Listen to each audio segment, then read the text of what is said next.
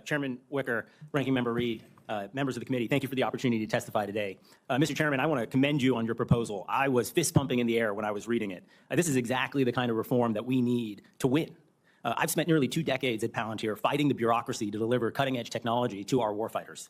And my message today is simple, that defense innovation and procurement are broken at precisely the moment we need them to deter and defeat our adversaries, and for reasons that are profoundly un-American.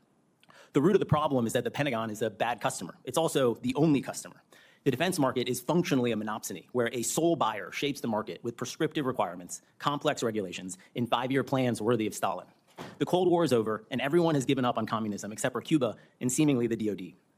The monopsony has created a divide between defense and commercial sectors. I call this the Great Schism, but you can think of it like the Berlin Wall. On the commercial side of the wall, companies are free to compete and to innovate. On the defense side, a dwindling number of contractors toil away for the monopsony. More and more, they resemble state-owned enterprises instead of the innovative, founder-driven companies that they once were. The companies fit enough to climb the wall and defect to the free world did so long ago. Mr. Chairman, if we're going to win again, we need to tear down this wall. And your report helps us do just that. First, cut the red tape. Defense procurement is constrained by mountains of regulations that paralyze leaders and punish creativity. This is not what was intended, but this is reality. And the road to hell is paved with good intentions. For example, the DoD 5000 series, it was 7 pages when David Packard wrote it in the 70s. It's now 2,000 pages. That's an 11% compounded growth rate, one of the few areas the department outperforms the market. Eliminating burdensome regulation must be a priority because no amount of process can save us, but it can destroy us. Second, unleash innovation. To do that, we need to reverse this great schism. During the Cold War, 6% of defense spending on major weapons went to defense specialists. Chrysler made cars and missiles. General Mills made cereal and torpedoes. That great schism, we need to turn it on its head. Today, that 6% has turned into 86% going to defense specialists. America needs our primes, and that's precisely why we need to ensure that they are subject to commercial incentives and to market pressure to keep them fit. We can fix this by ending the cost-plus mentality, which makes us slower, poorer, and dumber. SpaceX reduced launch costs by 85%. That simply isn't possible in a cost-type domain. We also need to stress a commercial-first mindset in procurement. FASA is already the law of the land. Perhaps we should just enforce it.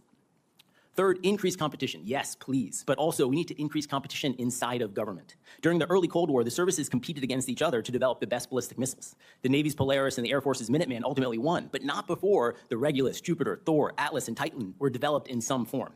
Today, the bureaucracy would disparage that contest as duplication. I see a competitive market with multiple buyers, pressure to innovate, and no single point of failure for the department. Fourth, enable decisive action. We are a nation born of founding fathers. We understand the importance of great creative leadership. In place of the cargo cult that worships process, let's empower our people.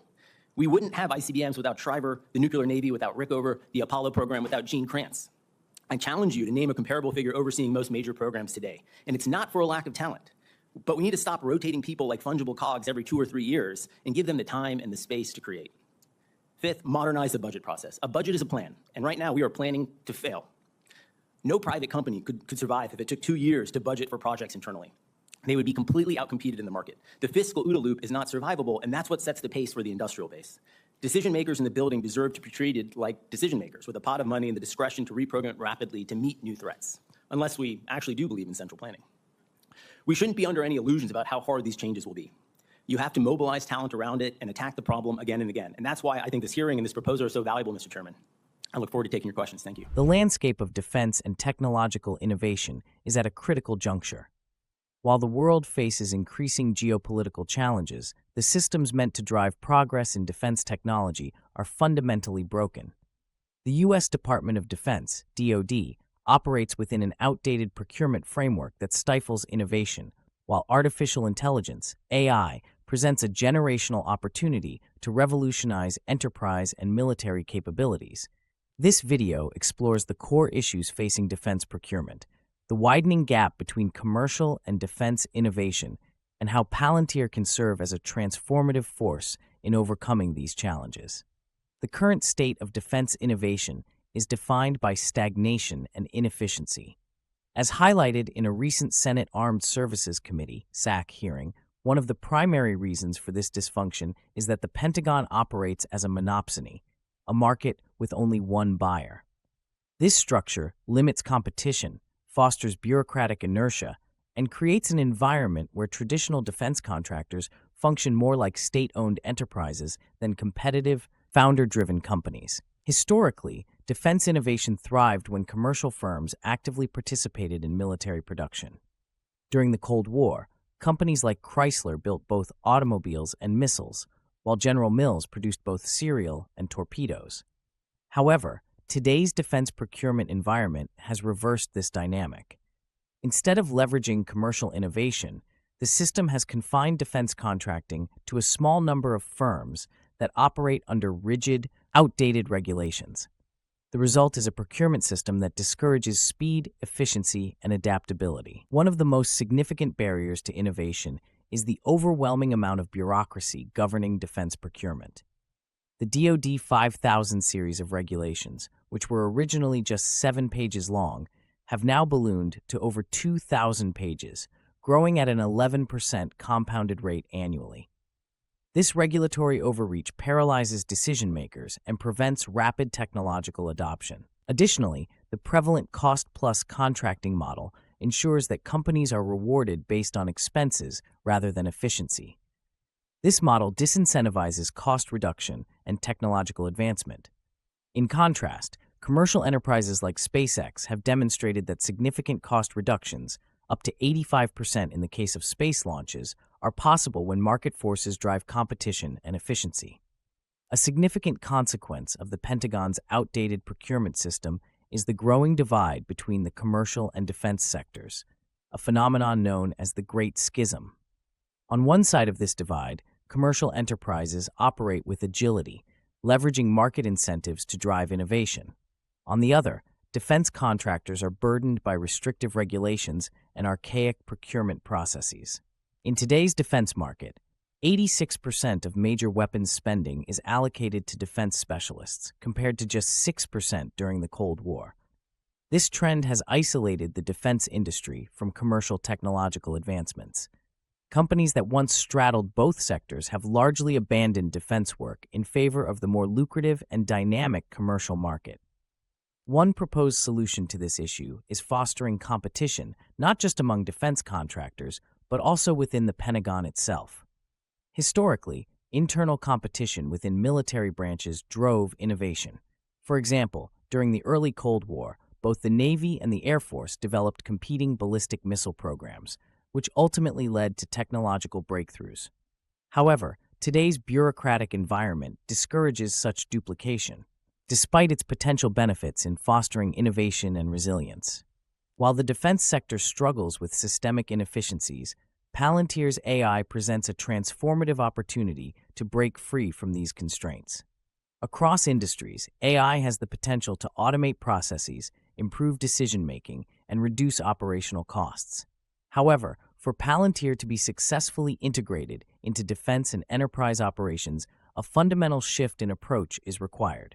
The conventional approach to AI has been predominantly data-centric, focusing on aggregating and visualizing information.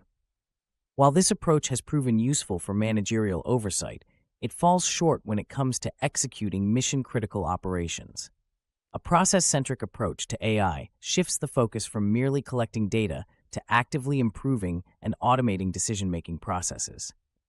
For example, in military logistics, AI-driven automation could optimize supply chain operations, allowing for real-time adjustments based on battlefield conditions. Similarly, in manufacturing, AI could streamline production workflows, reducing inefficiencies and increasing output. For Palantir's AI to drive meaningful change, it must be embedded into operational processes at every level. This involves several key steps. Integrating diverse data sources, AI systems must be capable of synthesizing structured and unstructured data from multiple sources, including databases, real-time sensors, and media files. Embedding business logic and decision frameworks. Beyond data, AI must incorporate existing business rules, machine learning models, and optimization algorithms to enable complex decision-making. Automating execution. AI must not only suggest actions, but also execute them, integrating with enterprise resource planning (ERP) systems, manufacturing execution systems (MES), and edge computing devices. Continuous learning and human-AI collaboration. AI must adapt based on human feedback, refining its decision-making over time, and ensuring that automation aligns with real-world operational needs. AI adoption in enterprise and defense contexts can be classified into 5 levels. Level 0, Basic access to language models for summarization and data extraction. Level 1. Secure data integration for search and visualization workflows. Level 2.